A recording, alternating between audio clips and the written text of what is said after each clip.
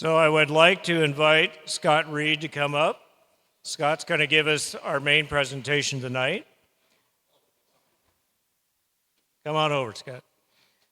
So KM6RFB, and Scott's going to, welcome. That's me. And I've been promoting this pretty closely. So Scott's going to be talking about deployment preparation and training, and probably bleed over a little bit from that onto some other topics. So Scott, it's all yours. Thank you. Awesome.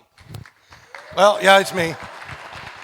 I'm going to wreak havoc on the guys running the camera because I hate standing behind podiums because all the training I've been through in my life says get away from those things.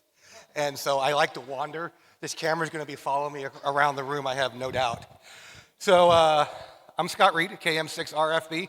My FEMA shares is November Alpha 9 Kilo Lima. So I operate up on the FEMA shares frequencies as well. So I was just awarded that call sign about 2 weeks ago through my agency. So who am I? Well, a little bit about me. I've been an EMT for 20 years. I've been a firefighter, a lieutenant, a HazMat Specialist throughout the state of California. I'm a clandestine lab, a drug instructor. I've taught at Quantico, Virginia.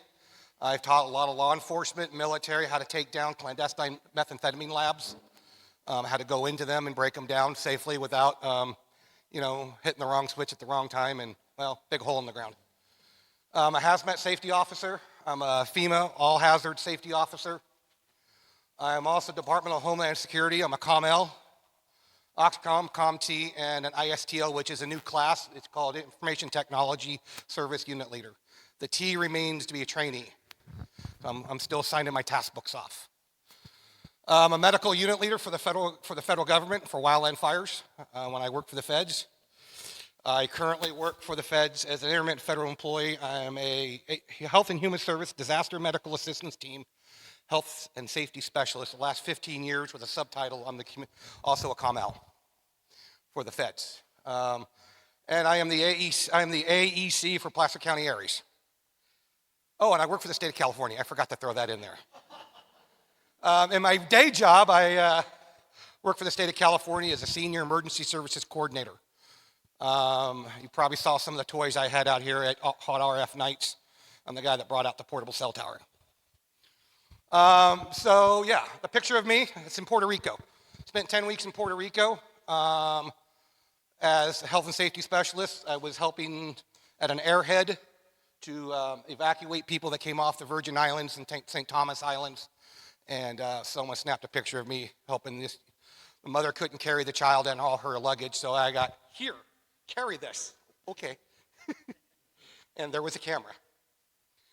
So when we think about emergencies and disasters, they're vastly different concepts.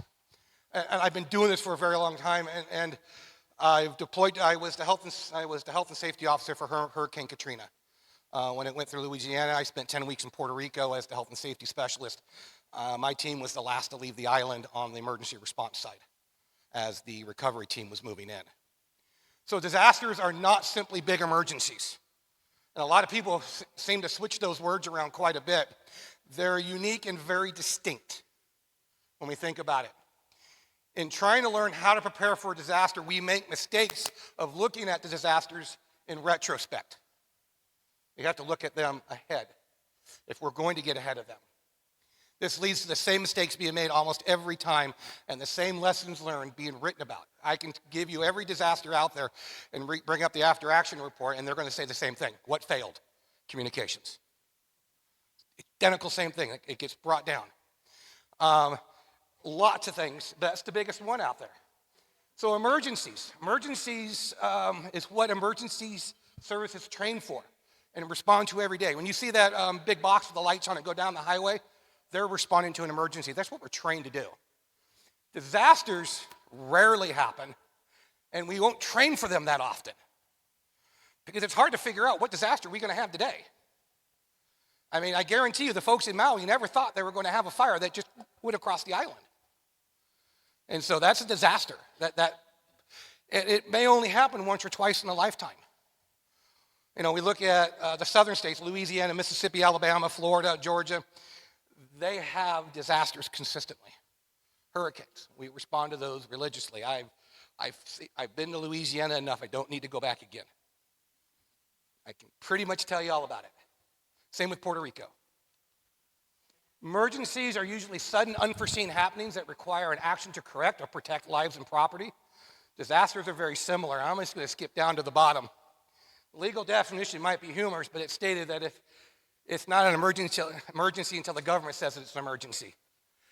Yeah, that's a really true statement, because to get any federal asset moving, the federal government has to declare it, and it has to work its way up from the local levels. It's got to go from locals to regional to the, 6 regions, so the OAS region, then to the state, and if the state can't handle it, then they have to kick it up to the feds, and the Stafford Act has to be enabled for a federal response to occur. So there's lots of steps that have to take place. So you're probably wondering why all this to talk about, because think about an emergency, 10-week deployment to Puerto Rico. Yeah, that was me. How do I prepare for a Cat 5 hurricane? I wrote a Cat 5 hurricane out while I was sitting in San Juan. I watched the guy come out of his house, climb up on his roof, and get blown away as the hurricane moved through. We never saw him again. We're still trying to figure out what possessed him to come out on top of his house. It's beyond me. This disaster destroyed several island nations. You can keep this in mind. Not only one island nation, the U.S., but you had lots of other island nations in there that we had to repatriate these people back to. It was a State Department nightmare. That was one of the pictures you saw of me carrying that child. She was not a U.S. citizen. So that aircraft, that C-130 was met on the tarmac by Homeland Security with guys with guns, because these are foreign nationals, and trying to repatriate them back into their normal country. Kind of show you some real quick pictures. You know, we talk about austere environments, we talk about deployment, talk about emergency response and radio deployment. How do we respond to a scenario like this? This is my medical hospital. This is some of my teammates and when I went to Puerto Rico, I deployed with what we called Team USA. I'm based out of Sacramento, a team called CA-11. There's only 4 teams left in California now, but when I deployed to Puerto Rico, I deployed with Florida, Oklahoma, Alaska, Puerto Rico's team. We made up a huge team, and so we're nothing more than medical professionals, security professionals, communications professionals when we go out there. This is Raceland, Louisiana in 2017, one of my last deployments I went on. Mass devastation.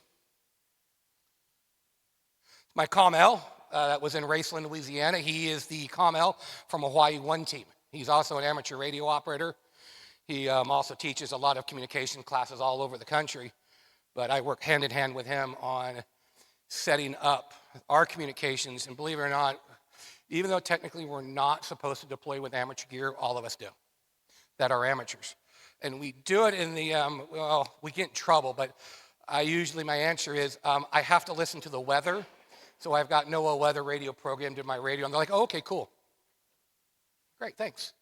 But yeah, so we deploy with DMR radios. We have our own little cadre of radio gear that we push in with, and it was interesting here with the hospital. They had an amateur setup, and we were able to put their amateur setup back online while we were there doing a medical mission. And his name is Carter Davis.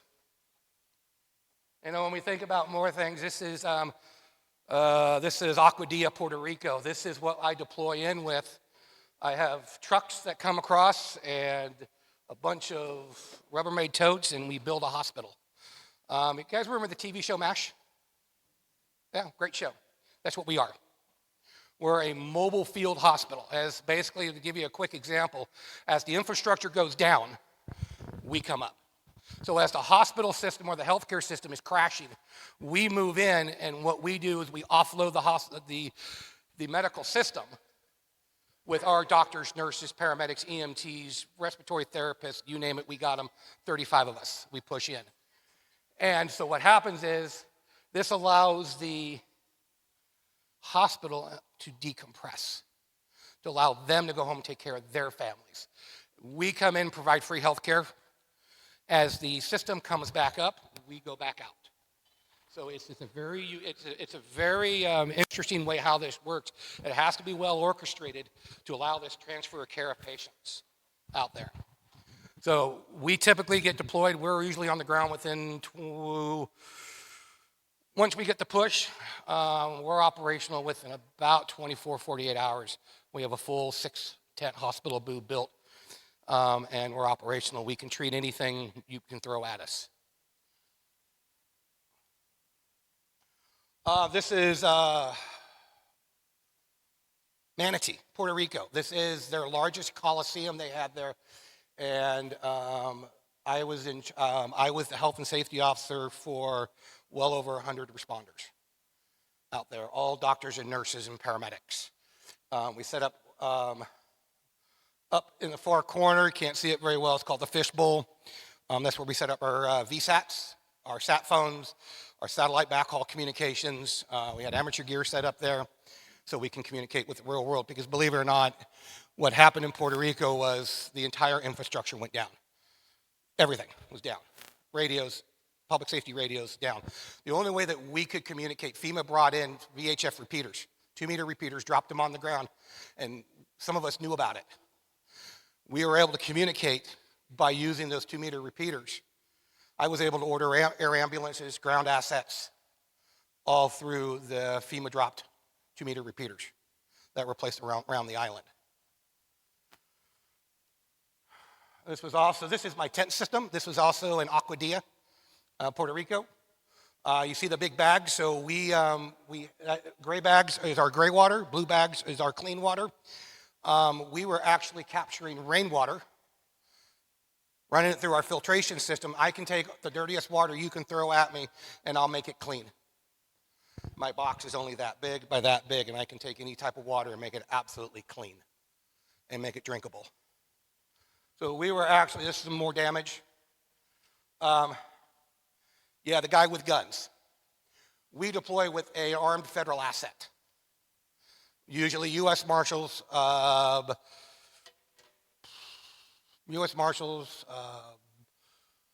Rangers, whoever they want to give us, but we deploy them with, we don't move unless we have a federal asset. When I was in Hurricane Katrina, you guys ever hear of Blackwater? Yeah. They were our armed escorts. They were given shoot to kill orders. We couldn't move without them. I had a Humvee behind me with a guy sitting up behind a quad 50. I had a guy in front of me with a Humvee with a 50 cal mounted on it.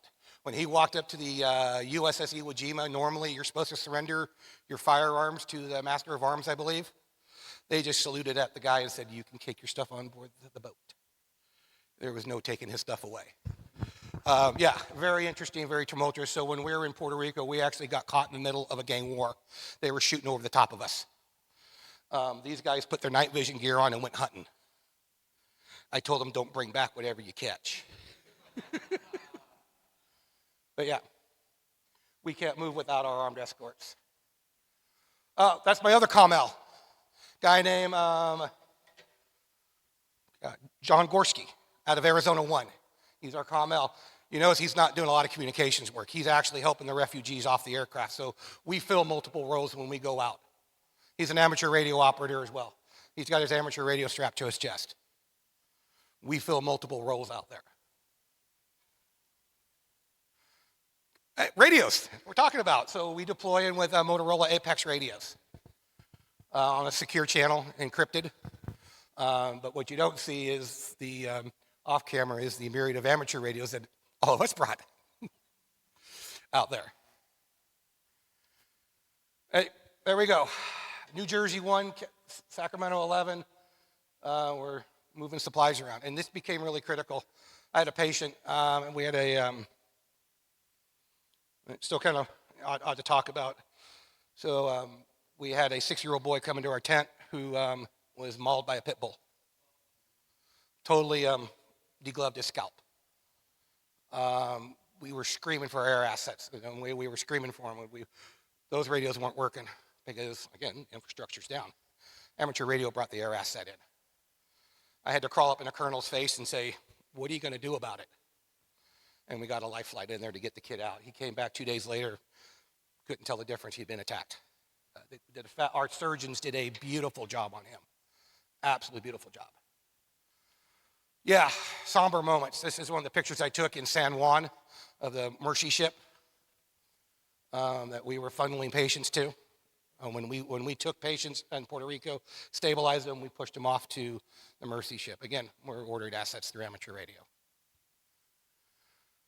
So why do I talk about this? Psychological first aid. Guys, I can't stress upon this. Anytime we deploy out in the field, even if we're ARES members or we're doing something, psychological first aid is probably one of the most important things I can talk about.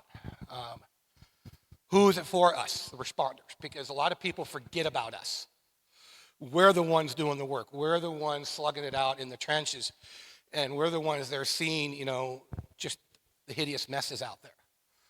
I will tell you, when I deployed out, we were running through our teammates so fast in Puerto Rico, some of them came back and killed themselves. They couldn't handle it anymore. I got back from Puerto Rico probably 3 weeks later. I'm sitting at my other job, and I just literally vapor locked. I broke down and started crying. I literally couldn't function anymore. This finally caught up to me, and now I really understand the importance behind psychological first aid when it comes to first responders. We've got to take care of them. We've got to let them know what's going on. We've got to make sure that they're able to do their job still. This is an app you can download for your phone. It doesn't make you a professional, but what it does, it helps you see what the signs and symptoms are of these people. So if you're out in the field with somebody and you're starting to see something's not going on right, this app can kind of help you guide them through the process. It doesn't make you a professional, but what it does do is it allows you to have those interventions. It allows you to do self-assessment, determine readiness, and conduct an asset survivor tracking. It really is important. Guys, when you got people that walk up to you in a federal shelter, and the guy goes, hey, voices in my head are telling me to eat people. I had people walk into my shelter and tell me that. Security, I have a customer. It's really hard. I talked about how we were able to survive. We were recovering rainwater for make drinking water when we were in Puerto Rico because there was no movement of assets. So our logistics team figured out how to take tarps, run them off the tent, capture the water, run it through the filtration system, and fill up our blue water bags. We were self-sufficient. When we have a plan, where do we meet? What do we take? This is things we all need to think about. We live in this state that, things shake and move and fall, and, well, it's a problem, and things burn. I go back to the Wosley fire back in 2018, and started in Ventura. My aunt lives in Malibu, and I'm watching the fire, and it's moving that direction, and it's moving at an alarming rate of miles per hour. Not days. I told my aunt, I said, you need to pack your crap up and get ready to move. No, I'm fine. Mind you, my aunt has lost her house 3 times in Malibu due to fire. And I'm telling her, I said, her new house sits on top of a canyon, ridge of a canyon, and I said, that fire is going to come through that canyon, it's going to come up that canyon, it's going to lay over on top of your house. I guarantee it. Nope, I'm fine. Cool. Day later, she's panicking to get out because the fire had come through that canyon, was coming up the side of the wall, and it was laying over on top of her house, destroyed her entire neighborhood and her house. She got out, but she was like, what do I take? I got pets, I got this, I got that. What do I do? How do I get there? Guys, this is important. Do you have that plan in place? Do you have food reserves? And this is kind of an interesting, how much water do you need for survival? That's a great place to start. Let me give you a better answer. As much as you can get. Yeah, that's great. A gallon a day, that's great. But, that only lasts so long. So I say get as much water and store as you can. Don't go, well, you see, I got 4 people. Let's see, we drink a gallon a day. So I need this. No, as much as you can store. Same with medication. Go to the hospital, get medication. Rotate your medication stock through. That way you always keep it in a go bag ready to move out the door. How many of us have to have our medication every day? Absolutely. When the hospital system is in the garbage can, believe it or not, when we deploy, we bring our own pharmacy with us too. That's why we deploy with armed officers, because we have narcotics people like them. First aid kits, PPE, toiletries, clothing. Do you have all that? Is it ready to go if I say go now? Because a lot of times when a fire moves or an earthquake happens, it's not, well, I'll get around to it. It's, I got to go now. It's an absolutely important thing. Because we as responders don't have the time to, I hate to say it, go to your house and say, are you ready to go? You ready to go? It's got to go now. Files, grab and go. What files do you have? Do you have anything important paper that you have that you can grab that's on a jump drive or a backup drive that you can take with you guys? That's incredibly important because when the smoke clears and the dust settles and the ashes are on the ground and you've got to go over to the recovery center and say, I need, help me please. They're going to ask for those important documents. Prove that you live there. Show me some documentation. Your insurance company, yeah, they're going to be there, but they're going to want to see some paperwork, something that identifies you as being that homeowner. Have those assets available to you. Contacts, especially out of the area. Do you have somebody out of the affected area that you can reach out to outside the disaster area? Well, think about it. Earthquake affecting both ends of the state of California. Do I have somebody outside the state of California that I can call? That's important.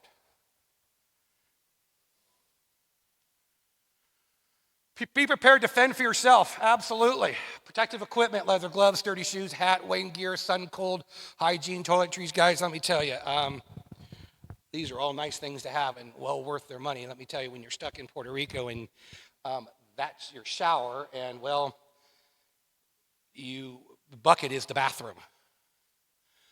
So yeah, do you have everything you need? Sunscreen, dust mask, bathing, capping gear, overnight gear. Basic first aid, necessary meds, contact, and bottom line, cash. Why cash? Guess what doesn't work? ATM machines. And a lot of places in an affected disaster area are not going to take your card. They're working on cash only. And keep that in mind as well. When we were in Puerto Rico, we couldn't eat any of the food because we don't know how long it was without power. Think about where you're at in your disaster. How long has that food been without power? How long has it had not been refrigerated? And do I really want to eat that?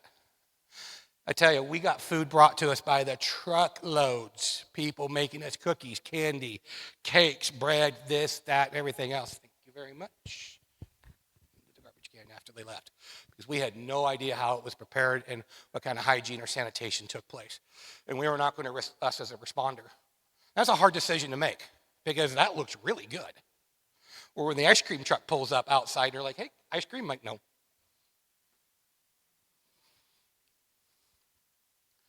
More personal preparation. This is us in Puerto Rico. This is Connecticut 1, a bunch of Oklahoma 1, Arizona 1 folks, Alaska 1. This is where we were berthing on the ship. This is what happened to all of our gear when we got to our point. They threw it in a big pile and they said, go find your gear bag. That's a big pile.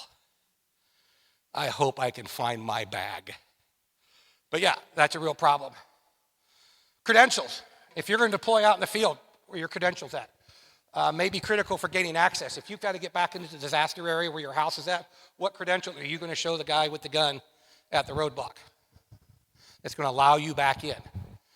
Documents that ready, your qualifications. If your ARES ID card, your FCC license, because if you're helping at an EOC or something like that, they're going to want to see your credentials.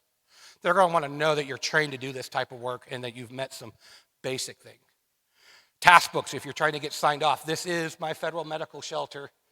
125 patients, over 40 responders in there working inside the gymnasium. That was my team. We were called Team America. That was the team I first pushed in with to Puerto Rico. That team is made up of California, Arizona, Alaska, Oregon, Puerto Rico. Believe it or not, Puerto Rico actually deployed one of their own people. He took time away from his family to come out and be part of the deployment, which was really nice. Great team to be with. Know your medical limitations, what you can do. Vaccinations. When I was in Katrina, and you're wading through water, I can guarantee you what was in that water. Nothing good. Tetanus, diphtheria, polio, flu shots, COVID, absolutely, by the way. If you take the word corona and rearrange the words, it spells raccoon. Hepatitis A, hepatitis B, TB. Those are all things that, are you current on your inoculations? If there is a large-scale disaster, I guarantee you there is going to be issues with water, sanitation, and things like that. Do you have the proper vaccinations in place to allow you to continue to operate? Last but not least, federal law enforcement as well as leading emergency managers are quick to praise our response as amateurs. But I think the most important part of this is in their next breath, this is what they say. They will recite the horror stories of poor training, lack of preparedness, and unprofessionalism. It's really important for us as amateur radio operators to maintain this, to get away from this stigmatism, because we are, believe it or not, we are now firmly embraced by Homeland Security, FEMA. They have finally recognized amateur radio operators as a legitimate form of communication, to the point they have plugged us into the ICS chart. That Oxcom certification I had is for us as amateurs to plug into the incident command system and how to operate within them, because they believe there's a value in what we do. They realize that, I hate to say it, when I ask a lot of people, even in my emergency managers, and I say, if there's a large-scale disaster, how are we going to communicate? You know what they show me? This, and I look at them and go, really? During the campfire, we lost 17 public safety repeater sites, including cell tower infrastructure. Tell me how well this is going to work. Amateur radio system by the federal government, they have realized that the amateur radio system has one of the most redundant backup systems known to mankind. They cannot duplicate that because of all of our repeaters out there. That's why they want to plug us into that system. How can we be utilized? That's why they've got things like Mars, Shares, all these different programs to get amateurs into that area, because we don't need this unprofessionalism. We need to be viewed as a professional organization to be taken seriously. What training do we have to do? Guys, believe it or not, looking professional and leave the bling at home.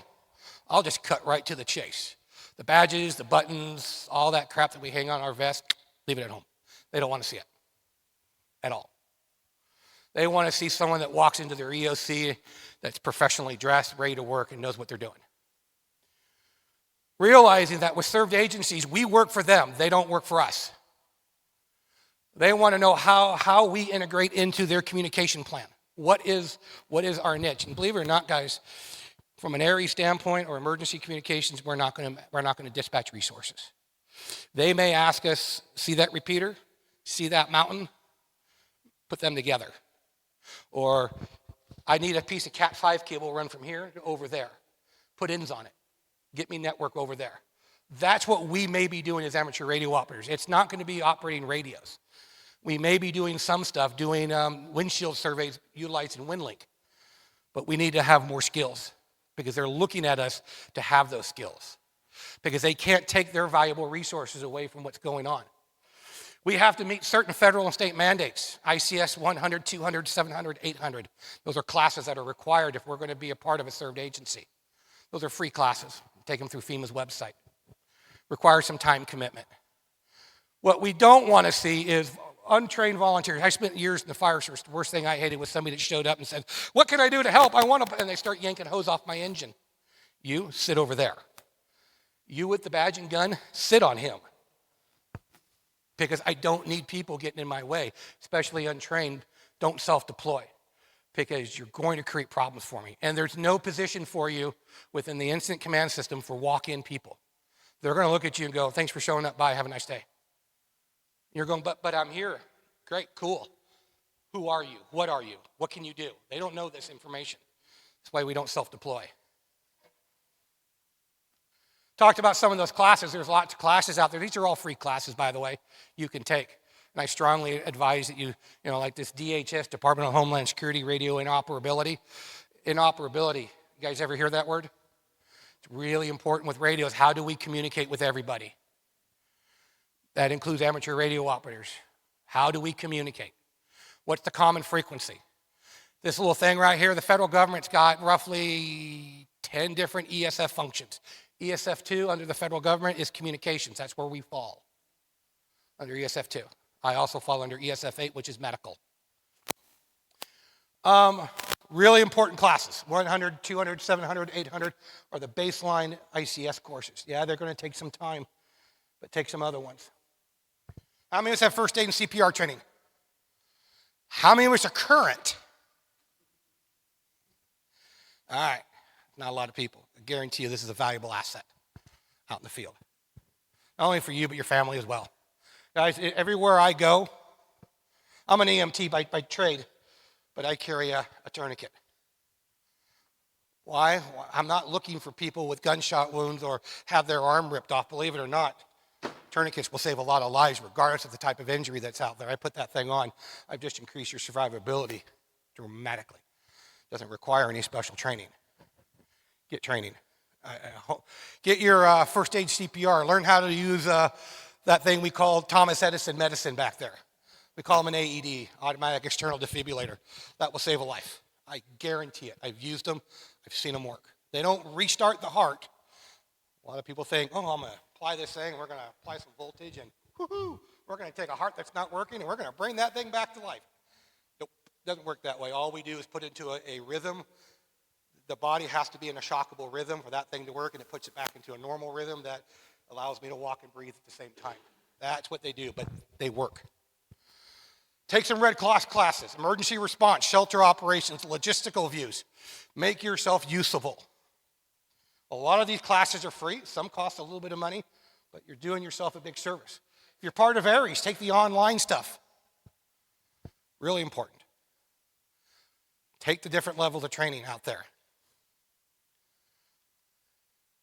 CERT, I mean, are aware of CERT teams.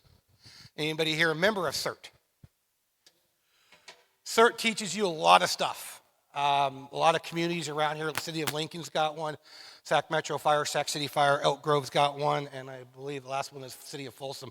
Guys, there's lots more. I just picked a handful off the top of my head that I know had CERT teams. Become a member. They teach you a lot of stuff. CERT teams, guess what also they have? What are we here for? Radio. They've got radio teams that rely upon amateur radio operators, people that have their GRMS license, use FRS. Hell, they use a Campbell soup can and string to get communications across. The further you want to talk, just get the string a little bit wetter. So we got radios. So we're going to get away from all the preparation or things. So radios, who do we talk to? If we're helping with a served agency, or who do we talk to? Hello, anybody there? Anybody want to talk to me, please? Yeah, hey guys, we could talk to Cal OES. We can talk to Placer County OES. We could talk to the Incident COMU, Communications Unit Leader, or the COML, if we're working on an incident. Red Cross, Salvation Army, area hospitals. Guess what? Sutter Roseville has an amateur rig. Kaiser Permanente has an amateur radio network. How many of you knew that Kaiser has an amateur radio network? Not a lot of people know that. I didn't know it until quite recently. I knew Sutter did, but I didn't know Kaiser did. Almost all your hospitals have amateur radio gear in them, and they look for people to know how to operate them.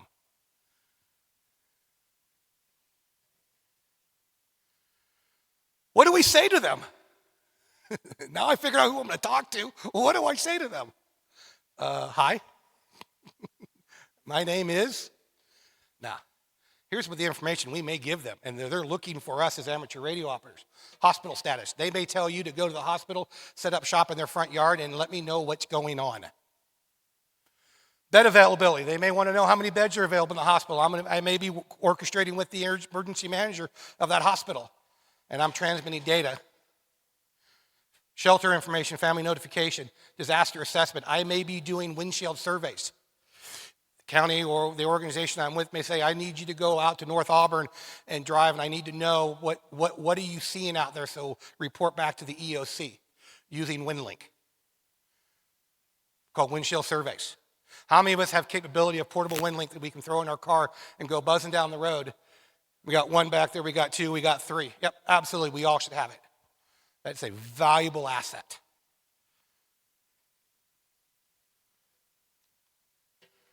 I love these things. This is probably my Bible I go out in the field with. I don't leave home without it.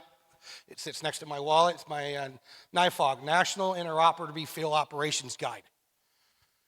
There's amateur radio stuff in here. A lot of amateur radio stuff in here. This is what the feds use. It also tells me how to make Cat5 cables. It also tells me all the frequencies out there, all the PL tones. It tells me all the SMS carriers. If I need to text somebody that is on a AT&T service, how do I do it through email? Gives me the SMS codes. Great little book. The other book right below is my other Bible I carry with me. It's called the NIFOG, or the Oxfog, strictly for amateur radio operators. Everything you want to know about operating radios and helping the federal government, it's in that book there. Oh, by the way, these are apps you can put on your phone. What are these things? You know, and think about this. What's your communication plan and frequencies? Does anybody know what our communication plan in this county is? Crickets. What are our frequencies? How are we sharing resources out there? It's called a 205, an incident communication plan, communication list, comm resources, activity logs. Guys, this is really important. Activity logs. Guess what? At the end of the day, at the end of a disaster or whatever, who's left standing? The lawyers. Guaranteed. So if you didn't write it down, it didn't happen. If you said, I did this, cool, show me you did it. I talked to so-and-so, we did this. It's important. That 214 is everything I do. When I'm out in the field, I actually carry a portable 214 little book. I write everything down. Everything that's notable. I don't write down that I went and got a drink of water. I can care less. But I talked to so-and-so. I took traffic from so-and-so. I delivered message. You guys have a comm kit. Can I reprogram radios? Do I have cheat sheets? Do I have backups? And I love this one. I stole this from somebody, but I love it. Your gear out there. One antenna is none, two antenna is one. You guys believe me? Absolutely. Because if I go out in the field and I got a portable rig and I got an antenna, cool, you might as well just say you got nothing, because guess what? Murphy's alive and well. And that thing will not work. I know, Anders, you've got all kinds of stuff, which is great. I mean, you've got multiple ways to communicate. Or in the same way with you. I love your guys' gear because you've got multiple stuff.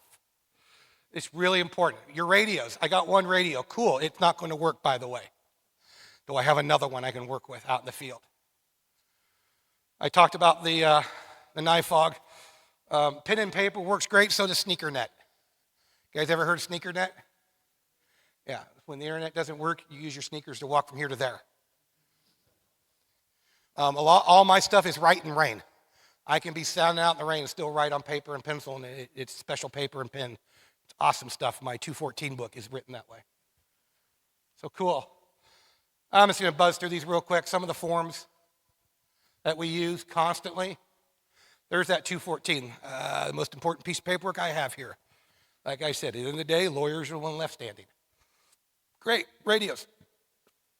What radio can I use on an incident? Good question.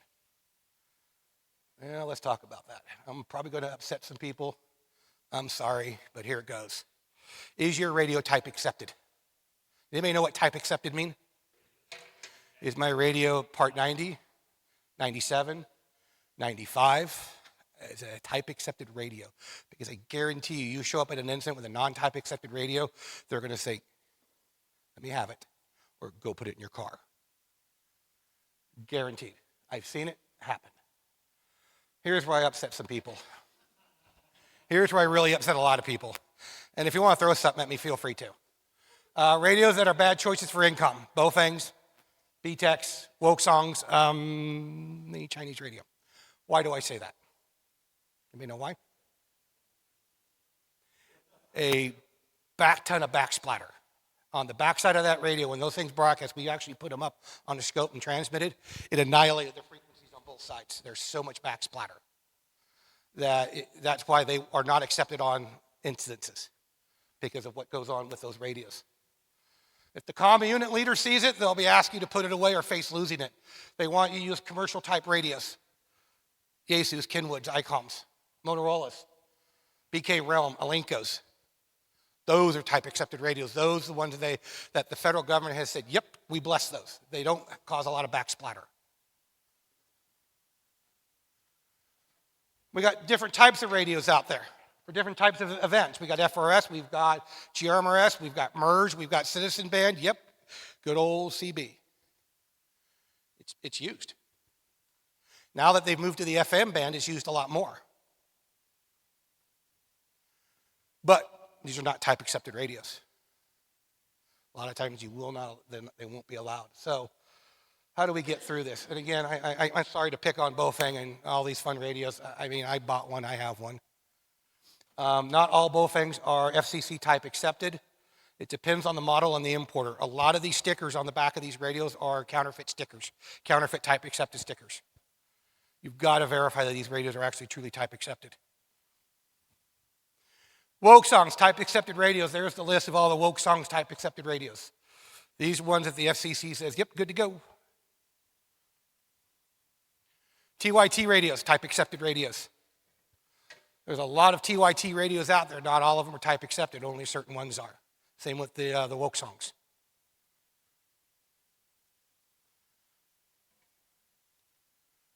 I'm getting close to the end here. Guys, the last piece of my presentation, probably one of the most important pieces, is the press.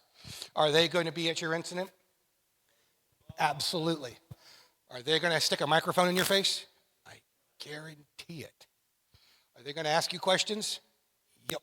And guess what? If you don't give them the answer, guess where they're going to find the answer? The drunk that just walked out of the bar down the street. They will ask him. But what's that mean for you? Well, don't speak to the press unless you've been given authorization to, because you could give up some critical information that we don't want out, number one. The press is your best friend or your worst enemy. We want to use the press to get a message out, but we don't want them to get in our way. I was on a fire once, and then the media showed up, and boy, I'm standing at my engine running my pump panel, and she was a blur. And she ran by, reached out and grabbed her and said, whoa, come on back here. Where are you going? I'm going to the fire. No, you're not. Not until you put on this protective gear. Oh, okay. She was so tunnel vision on going to that fire. Why I wanted to be the first person there. Oh, no, you're not doing it. Guaranteed. If you work for a served agency, Red Cross, Placer County OES, whoever it might be, guys, refer to them. They're PIO. We don't talk to them typically. Never speak unless given authority. Speak to the facts, not your opinion. That is really hard to do with a lot of people. We have a tendency to want to give our opinion on what we saw and how we viewed it. Nope, given the facts only. Remember, the camera is off. I've seen this done numerous times. I've seen this happen. Then we talking to like Jim here. Hey, Jim, great interview. Awesome. Thank you very much. Cool. Hey, Fred, turn the camera off. Cool, we got it. But what happened is the microphone's still attached to his collar. And Jim walks off and goes, God damn, that media was just a pain in my butt. Blah, blah, blah, blah, blah, blah, blah. Guess what just made the news? I got news for you. So the camera's never off, guaranteed. Even though that red light goes off on that camera, that recorder's still running. So be very careful what you say and how you say it. If you're an ARES, refer to the EC. Brad is our EC. If asked to speak at a press conference and you've been given, be brief, be professional, never use slang. Stick to the facts. Be done with it. Because they only have a short window, and that short window, they got to get it on the air. They don't want a long diatribe. Last but not least, probably my other most important slides. Amateur does not mean unprofessional. A lot of people take the word, oh, you're an amateur radio operator. Yeah, you're an amateur. I've heard that lots of times. No, we need to break that stigmatism. We have to let them know we are professionals at what we do. It means putting our best foot forward, being properly groomed, properly dressed, neat, posture, inspire confidence in our service. Speak with enthusiasm. Let them know that you know what you're doing. The worst thing you can do is not do that. It really hampers us. Well, guys, thank you very much. I bored you long enough.